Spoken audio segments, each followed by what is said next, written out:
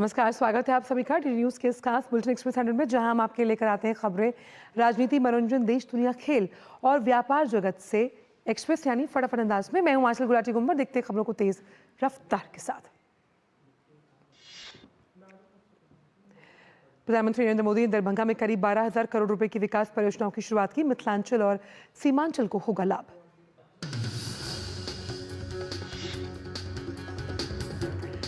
दरभंगा में प्रधानमंत्री ने एम्स के निर्माण का शिलान्यास और भूमि पूजन किया। दरभंगा एम्स बिहार का दूसरा एम्स होगा। 750 बेड की क्षमता वाले इस एम्स के निर्माण पर 1,261 करोड़ रुपए खर्च होंगे, जो अगले 3 वर्षों में बनकर होगा तैयार।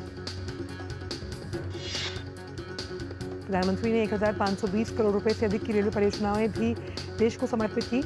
झंझारपुर लोकाहा बाजार खंड पर ट्रेन सेवाओं को भी दिखाई हरी झंडी। प्रधानमंत्री नरेंद्र मोदी ने अपने संबोधन में कहा कि सरकार लोगों के कल्याण के लिए हमेशा प्रतिबद्ध है।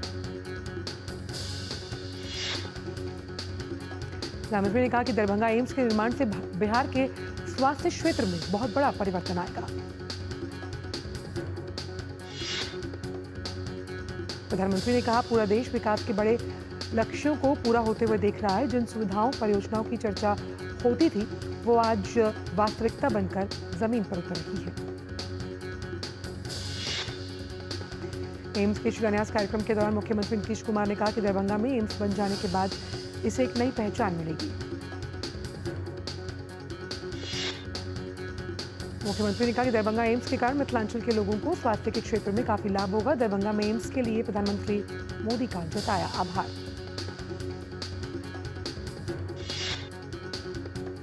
झारखंड में 15 जिलों की 43 विधानसभा सीटों के लिए मतदान जारी है। झारखंड में सुबह 11 बजे तक 29% से ज्यादा हुआ मतदान।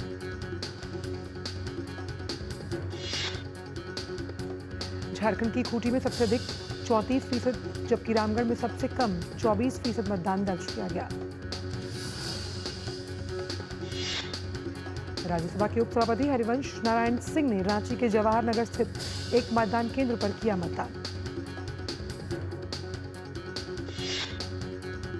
पूर्व केंद्रीय मंत्री और भाजपा नेता अर्जुन मुंडा और उनकी पत्नी मीरा मुंडा ने झारखंड के जिला सरायकेला खरसावां में डाला वोट। मीरा मुंडा पोटका विधानसभा क्षेत्र से भाजपा के उम्मीदवार। अर्जुन मुंडा ने कहा कि उन्होंने राज्य को उज्जवल भविष्य की ओर ले जाने के लिए मतदान किया। उन्होंने उम्मीद जताई कि मुझे पूरा विश्वास है कि हमारे उम्मीदवार जीतेंगे।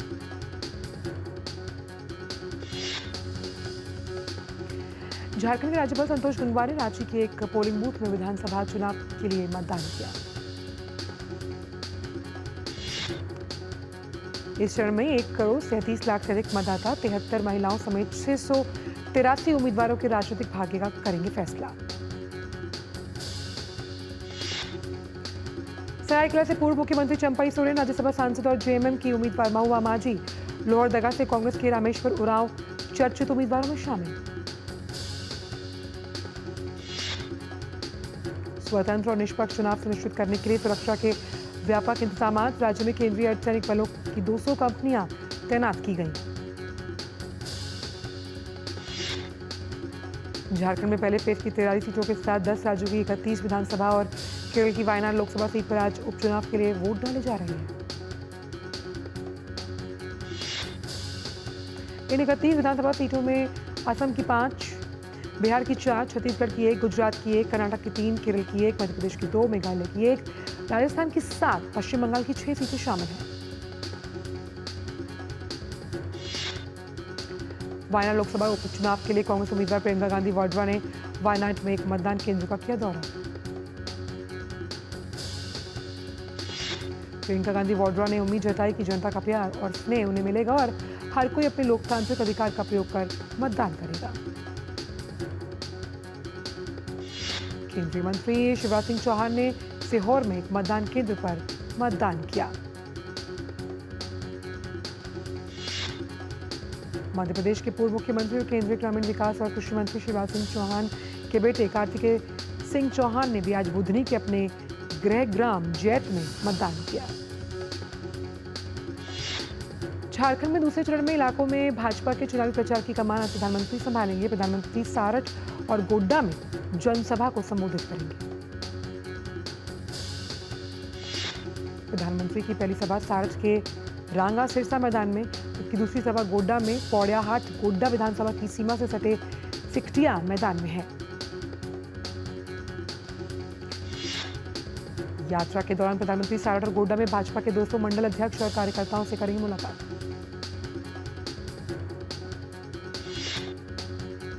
अमित शाह महाराष्ट्र के 3 जगहों पर चुनावी प्रचार को धार देंगे। अमित शाह धुले, जलगांव, परभणी जिलों में जनसभा को करेंगे संबोधित।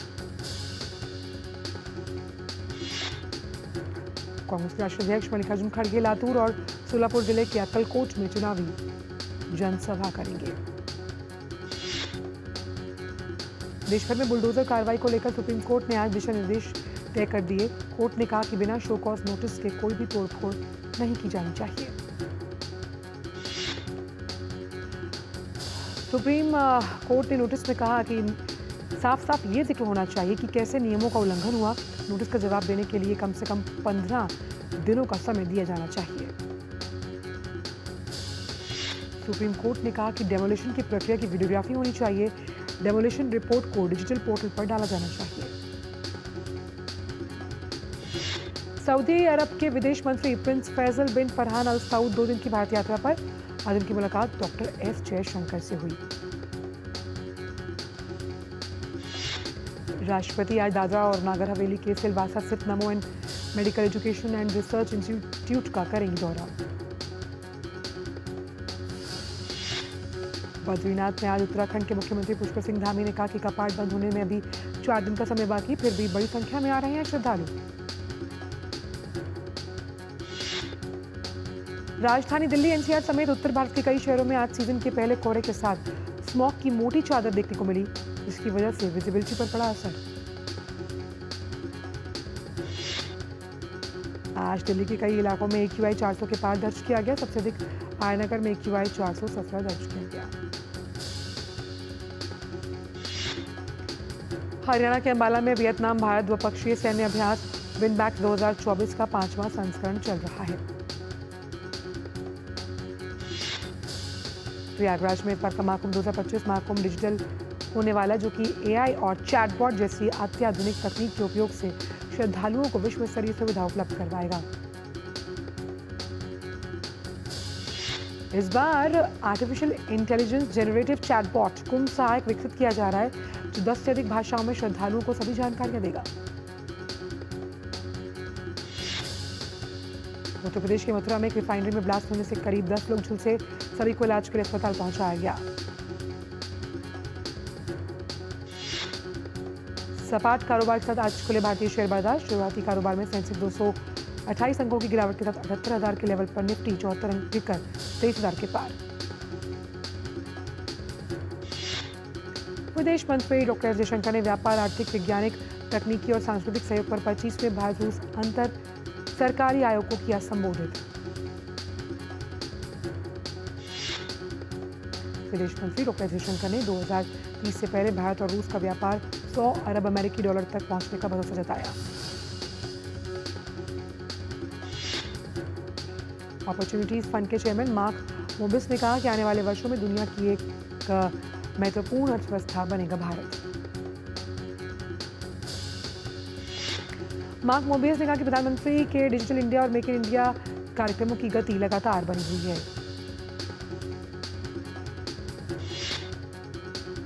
केंद्रीय मंत्री हरदीप सिंह पुरी ने कहा कि भारत ने 10 वर्षों में 1.5% से 16% एथेनॉल ब्लेंडिंग की यात्रा तय की। नया भारत अक्टूबर 2025 में ही 20% एथेनॉल ब्लेंडिंग के लक्ष्य को करेगा प्राप्त।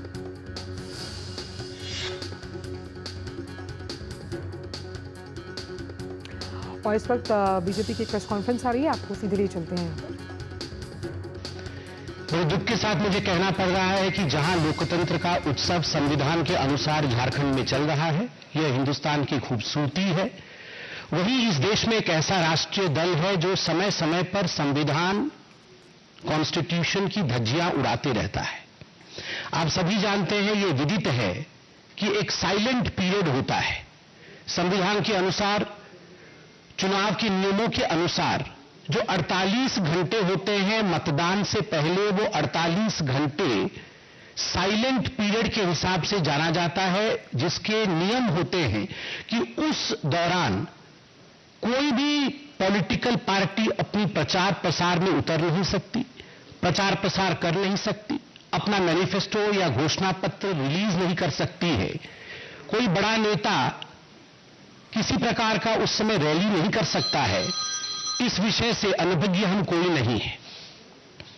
मगर बड़े दुख के साथ मुझे कहना पड़ रहा है, कांग्रेस पार्टी जो एक राष्ट्रीय दल है, यह जानते हुए कि साइलेंट पीरियड चल रहा है, 13 तारीख को प्रथम चरण का मतदान है, 11 तारीख से 48 घंटे के लिए 48 आवर्स के लिए मतदान से पूर्व किसी प्रकार का प्रचार नहीं होगा, मगर उसके बावजूद 11 तारीख से बाद कल 12 तारीख को कांग्रेस पार्टी ने अपना घोषणा पत्र जारी किया है। यह अपने आप में बहुत ही दुखद है, यह संविधान के साथ खिलवाड़ है और यह पहली बार नहीं है जो कांग्रेस पार्टी इस प्रकार से कर रही है। कांग्रेस पार्टी ने कई बार संविधान के साथ इस प्रकार का खिलवाड़ किया है और मुझे कहते हुए कोई गुरेज नहीं है। कांग्रेस पार्टी के दिग्गज नेता, तथाकथित दिग्गज नेता राहुल गांधी, चुनाव आयोग को वो कभी सीरियसली लेते ही नहीं है। उन्होंने कभी भी चुनाव आयोग को एक अच्छे दृष्टिकोण से देखने की बात कही नहीं है।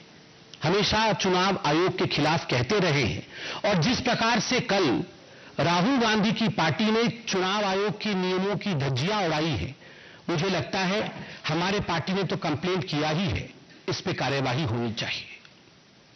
बंधुगण, बड़े दुख के साथ हमें कहना पड़ रहा है कि आखिरकार यह जो घोषणा पत्र है, इस घोषणा पत्र में क्या होगा मैंने तो पढ़ा नहीं, मगर जो सुनने में आ रहा है कि जो बातें कांग्रेस ने कही है उसके अलावा एक बहुत महत्वपूर्ण बातें जो कांग्रेस ने नहीं कही है शायद, मगर घोषणा पत्र में वो बात उठ के आनी थी और आज हलचल भी है उस विषय को लेकर झारखंड में। जिस प्रकार कर्नाटक में आप सभी जानते हैं 4% आरक्षण रिजर्वेशन पब्लिक टेंडर में मुस्लिम ऑर्गेनाइजेशंस और कॉन्ट्रैक्टर्स के लिए होगा, इस विषय का तुष्टीकरण आज हो रहा है।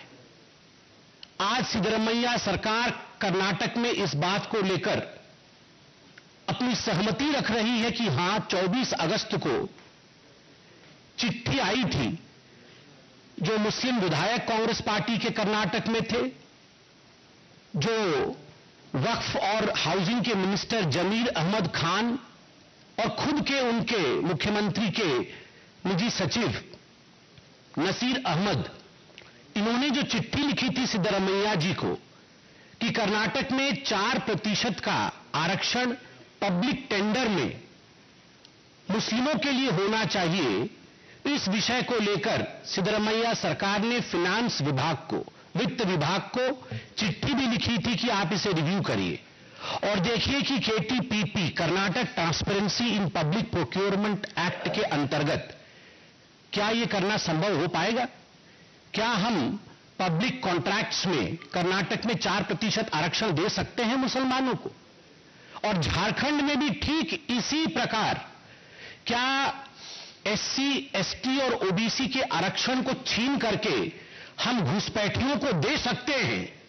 यही उनके मैनिफेस्टो में है कांग्रेस पार्टी के, इसी विषय को कांग्रेस पार्टी आगे बढ़ाना चाहती है और साइलेंट पीरियड में भी घोषणा पत्र जारी करके जिस प्रकार से रांची में कॉन्स्टिट्यूशनल संविधान की धज्जियां उड़ाई गई है, मुझे लगता है चुनाव आयोग को इसका संज्ञान लेना चाहिए और कांग्रेस पार्टी के खिलाफ कार्यवाही भी होनी चाहिए। केवल इतना ही नहीं, मैं तो यह भी मानता हूं कि जिस प्रकार कर्नाटक में किसानों की जमीन को छीन करके वक्फ बोर्ड को देने की साजिश कांग्रेस पार्टी ने राहुल गांधी और सोनिया जी के कहने पर रचा था, और आप सभी जानते हैं हजारों किसानों की जमीन को वक्फ बोर्ड को जो देने की साजिश थी उसका पर्दाफाश हुआ था, वो चिट्ठी भी सामने आया था और उसके पश्चात सिद्धरमैया सरकार घिरी थी, उन्हें सफाई भी देनी पड़ी थी इस विषय को लेकर। उसमें कोई दो मत नहीं है,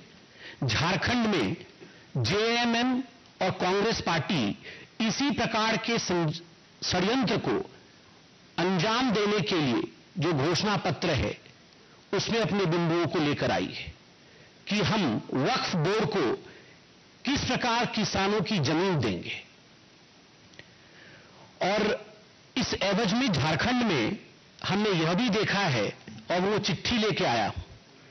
ये चिट्ठी है जमीयत उलेमा का, और जमीयत उलेमा ने झारखंड में कांग्रेस पार्टी के समर्थन में चिट्ठी लिखा है, और चिट्ठी लिखते हुए कांग्रेस पार्टी को समर्थन देने की जो अपील की है, ये स्पष्टता के साथ कहती है कि ये जो संविधान की धज्जियां उड़ा करके कांग्रेस पार्टी घोषणा पत्र जारी करती है, एससी, एसटी और ओबीसी के आरक्षण को समाप्त करके उस आरक्षण को किस प्रकार मुसलमानों के लिए दिया जा सके उसका षड्यंत्र करती है, उसका पर्दाफाश हो रहा है।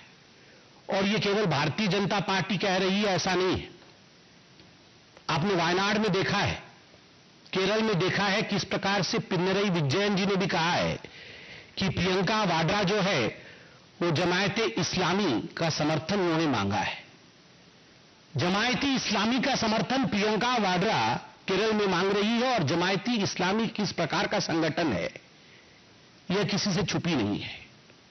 तो यह स्वाभाविक विषय है कि झारखंड के जनता के साथ भी इसी प्रकार के खिलवाड़ करने की कोशिश कांग्रेस पार्टी की रही है, और जेएमएम भी कांग्रेस पार्टी के कंधे पर बंदूक रख के जो चलाने की कोशिश कर रही है। खैर, हेमंत सोरेन जी से अधिक कुछ कहने की आवश्यकता नहीं है। अपने परिवार के लिए, अपने जेब के लिए उन्होंने झारखंड की जनता के साथ जो खिलवाड़ किया है वह तो हमने कोर्ट में देखा है। मगर कांग्रेस पार्टी को स्पष्टता के साथ हम कह दें कि आपका ये षड्यंत्र नहीं चलने वाला है, और हमारा तो ये गुहार रहेगा। चुनाव आयोग से भी हमने शिकायत की है कि साइलेंट पीरियड में जिस प्रकार से राहुल गांधी की पार्टी ने ये गुस्ताखी की है, उसके लिए उनके खिलाफ कार्यवाही जरूर होनी चाहिए। धन्यवाद। कोई प्रश्न हो तो अवश्य पूछे। कोई प्रश्न हो? शैलेंद्र दीदी। क्या आप इसके लिए कोई औपचारिक शिकायत की गई है कि 48 घंटे के अंदर घोषणा पत्र जारी किया? जी, हमारी राज्य की इकाई ने औपचारिक शिकायत की है, चुनाव आयोग को किया है, और हमें आशा है कि चुनाव आयोग इस विषय को जरूर आगे बढ़ाएगी। तो इसी से जुड़ा सवाल है, क्या उन्होंने अपने घोषणा पत्र में इस बात को कहा है कि एससी एसटी का जो आरक्षण है वो उसमें हम ये हमें सुनने में जरूर मिला है कि इस प्रकार की बात। तो आप सुन रहे थे भाजपा के राष्ट्रीय प्रवक्ता संबित पात्रा को, जो प्रेस कॉन्फ्रेंस कर रहे थे, जहां उन्होंने साफ तौर पर कांग्रेस को आड़े हाथों लिया। उन्होंने कहा कि जिस तरह से हमेशा संविधान खतरे का राग अलापती है कांग्रेस, लेकिन जब साइलेंट पीरियड होता है, किसी भी जब हम चुनाव की बात करते हैं उससे पहले एक दिन पहले ही अपना घोषणा पत्र जारी कर उन्होंने अपनी पोल खुद ही खोल दी, और किस तरह से संविधान के जो तमाम नियम है, कानून है, या फिर कहें चुनाव आयोग की जो नियमावली है, उसकी धज्जियां उड़ाई हैं। और आइए अब सीधे रुक करते हैं एक्सप्रेस 100 में अन्य खबरों का। हरदीप सिंह पुरी ने कहा कि मोदी सरकार में आई बायोफ्यूल क्रांति के कारण देश का अन्नदाता ऊर्जादाता बना, इसकी आय में अभूतपूर्व बढ़त हुई है। केंद्रीय टेक्सटाइल मंत्री गिरिराज सिंह की अध्यक्षता में मंत्रालय के 10वें मिशन संचालन समूह में नेशनल टेक्निकल टेक्सटाइल मिशन के तहत 12 रिसर्च प्रोजेक्ट्स को मिली मंजूरी। नेशनल टेक्निकल टेक्सटाइल मिशन के तहत स्वीकृत रिसर्च प्रोजेक्ट्स की कुल संख्या अब 168 हुई, जिनका कुल मूल्य लगभग 509 करोड़।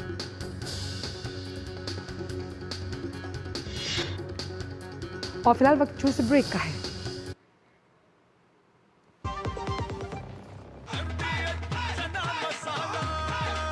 अब छोलिया हो या लोबिया, सफेद चने या काले चने, सब कुछ मजेदार बने।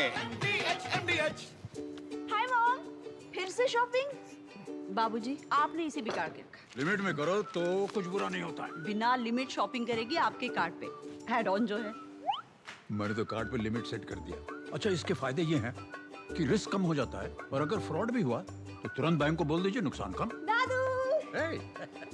नेक्स्ट टाइम ये pink dress. You are the limit. Limit तो सेट है। आरबीआई कहता है, जानकार बनिए, सतर्क रहिए।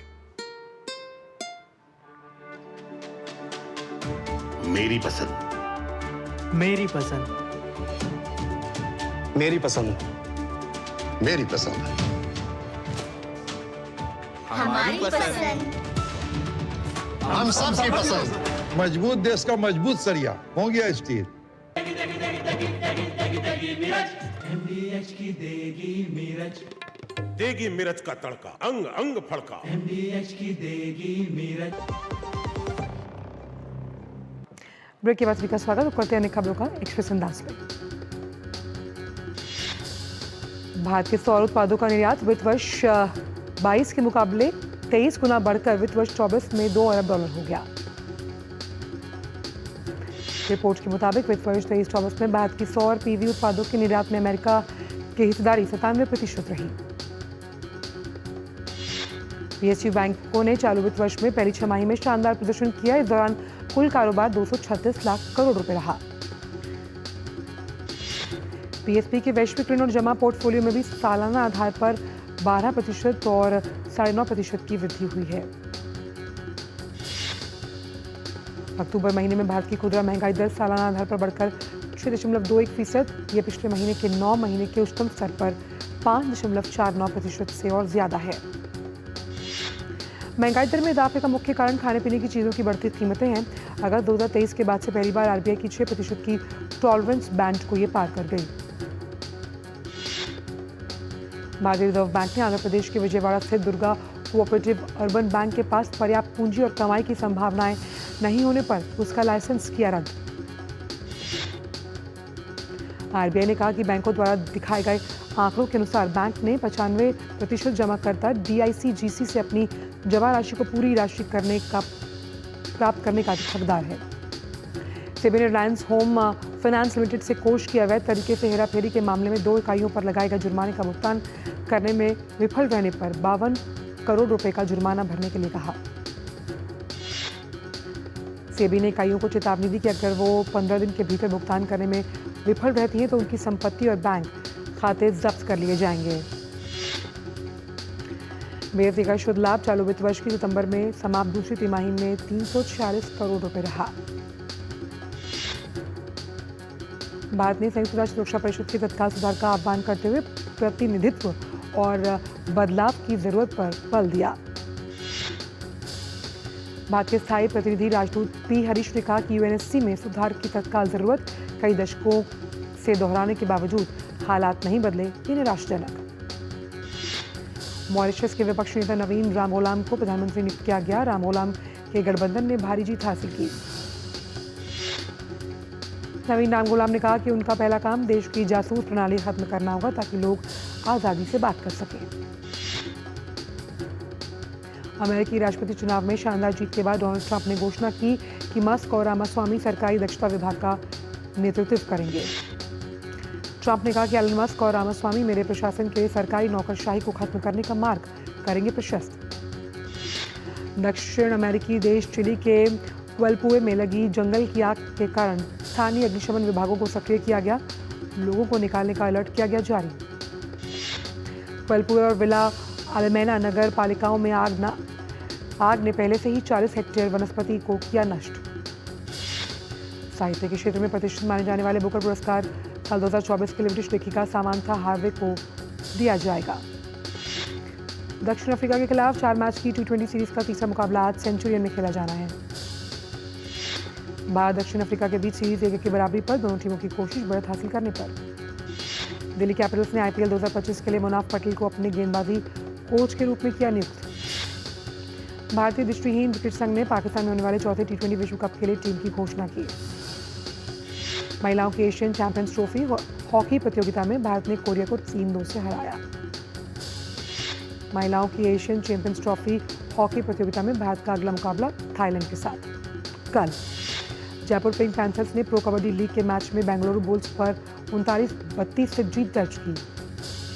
देश में पैरा एथलीट्स की ट्रेनिंग के लिए समर्पित दुनिया का पहला high altitude para sports centre Leh Ladakh में स्थापित किया जाएगा। कुमामोता मास्टर्स बैडमिंटन प्रतियोगिता में भारत की त्रिशा जॉली और गायत्री गोपीचंद की जोड़ी को राउंड ऑफ 32 में हार का सामना करना पड़ा। कुमामोतो मास्टर्स जापान सुपर 500 टूर्नामेंट में PV सिंधु और लक्ष्य सेन आज से अपने अभियान की करेंगे शुरुआत। फीफा विश्व कप 2026 के क्वालीफायर में शुक्रवार को अर्जेंटीना का सामना पैराग्वे से। रूडमैन निसेल रुए ने मैनचेस्टर यूनाइटेड छोड़ दिया। टीम के नए मैनेजर रुबेन अमोरिम के सहायक स्टाफ में वो शामिल नहीं। लगभग 6 महीने पहले कार क्रैश में घायल हुए इक्वाडोर के फुटबॉलर मार्को एंगोलो का निधन हुआ। यूरोपा लीग में तुर्की के फुटबॉल क्लब बेशकतास और इस्राइल के क्लब मक्काबी तल अवीव के बीच मैच सोमवार को खेला जाना है। नील विटिच ने फॉर्मूला 1 के रेस डायरेक्टर के पद से दिया इस्तीफा। निर्देशक शेखर कपूर ने मासूम के सीक्वल बनाने का किया ऐलान। फिल्म में मनोज वाजपेयी आएंगे नजर। सलमान खान को धमकी देने वाले के मामले में पुलिस ने कर्नाटक से एक आरोपी को किया गिरफ्तार। फिल्म आमरन के रिलीज के 13वें दिन 5 करोड़ का किया बिजनेस।